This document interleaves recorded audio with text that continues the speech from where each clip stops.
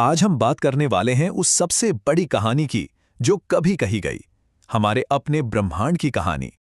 तो सफर की शुरुआत एक ऐसे सवाल से करते हैं जिसका जवाब आज की मॉडर्न फिजिक्स के पास भी नहीं है।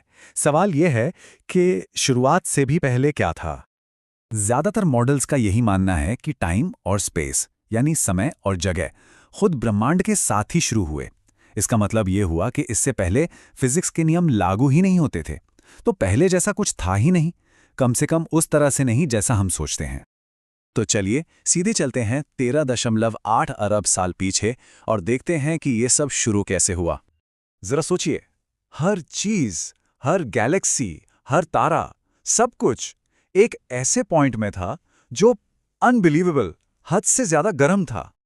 इतना गर्म और साथ ही इतना ज्यादा घना, सारी की सारी एनर्जी और मैटर एक ही जगह पर, एक नन्हे से बिंदु में सिमटा हुआ। और ये बिंदु कितना छोटा था, एक एटम से भी छोटा। यही हमारा पूरा यूनिवर्स था, एक प्योर पोटेंशियल की स्टेट में। तब तक तो स्पेस बना भी नहीं था।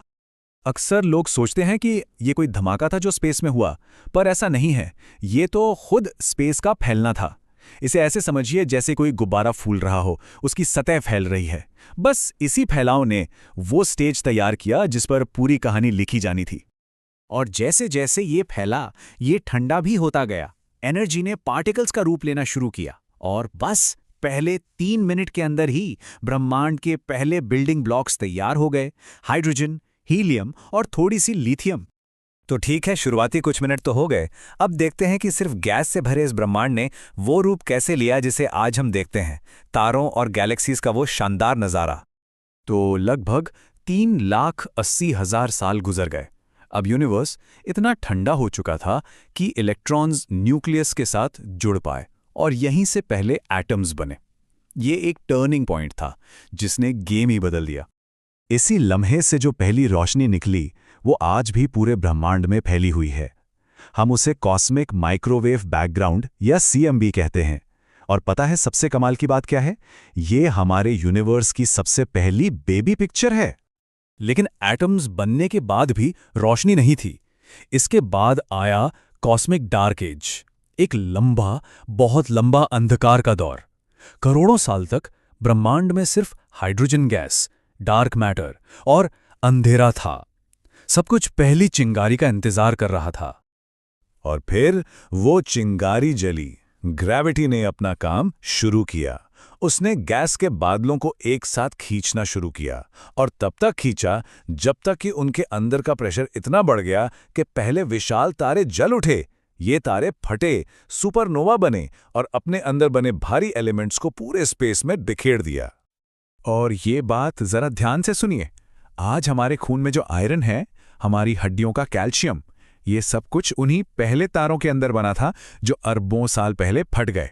हम सब सच में तारों की ही धूल से बने हैं। तो तारों ने मैदान तैयार कर दिया और फिर अरबों साल बाद इसी कॉस्मिक ड्रामा में हमारे अपने घर की कहानी शुरू हुई।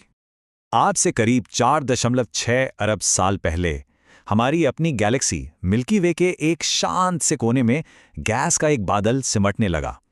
इसी से हमारा सूरज बना और उसके चारों तरफ हमारी पृथ्वी और बाकी ग्रह बने। अब जरा इस पूरे टाइम स्केल को देखिए, बिग बैंग से लेकर आज तक। आपको अंदाजा लगेगा कि इस 13.8 अरब साल की कहानी में हम इंसान कितनी देर पहले आए हैं।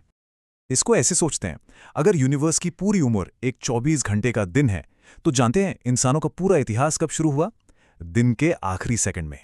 बस टिक इतना ही है हमारा वजूद इस कॉस्मिक क्लॉक पर। तो ये तो थी समय की कहानी। अब बात करते हैं स्पेस की। एक ऐसा सवाल जो दिमाग घुमा देता है कि ये यूनिवर्स आखिर है कितना बड़ा। देखिए, हम जितना यूनिवर्स देख सकते हैं, मतलब हमारा ऑब्जर्वेबल यूनिवर्स, उसका डायमीटर करीब 93 अरब लाइट ईयर्स है। अब शायद ये सवाल आए कि यूनिवर्स की उम्र तो सिर्फ 13.8 अरब साल है, तो ये इतना बड़ा कैसे हो गया? इसका जवाब ये है कि स्पेस खुद फैलता रहा है और ये लाइट की स्पीड से भी तेजी से फैल सकता है। इसे समझने का एक अच्छा तरीका है। सोचिए, हम एक बहुत बड़े मैदान के बीच में खड़े हैं। हम सिर्फ वहीं तक देख सकते हैं जहां तक हमारी नजर जाती है, जहां हॉराइजन है। पर इसका मतलब ये तो नहीं कि मैदान वहीं खत्म हो जाता है ना? बस जो हम देख पा रहे हैं वो हमारा ऑब्जर्वेबल यूनिवर्स है, हमारा अपना एक छोटा सा बुलबुला। तो असल में पूरा यूनिवर्स कितना बड़ा है? खैर, हम पक्के तौर पर तो नहीं जानते, पर कुछ मॉडल्स के हिसाब से पूरा यूनिवर्स हमारे देखे जा सकने वाले हिस्से से कम 250 गुना ज्यादा बड़ा है। जी हाँ, 250 गुना। मतलब हम तो बस एक बहुत ही छोटा सा कोना देख पा रहे हैं। और बात यहीं खत्म नहीं होती। ये भी पूरी तरह से मुमकिन है कि हमारा यूनिवर्स असल में अनंत हो, इन्फिनिट, जिसका कोई किनारा नहीं, कोई अंत नहीं। और ये सोच हमें एक आखिरी सवाल पर लाकर छोड़ देती है। अगर यूनिवर्स सच में अनंत है, तो फिर इसमें मौजूद संभावनाएं भी तो अनंत होंगी, है ना? तो जरा सोचिए, उस होराइजन के पार जो हम नहीं देख सकते, वहां और क्या क्या हो सकता है।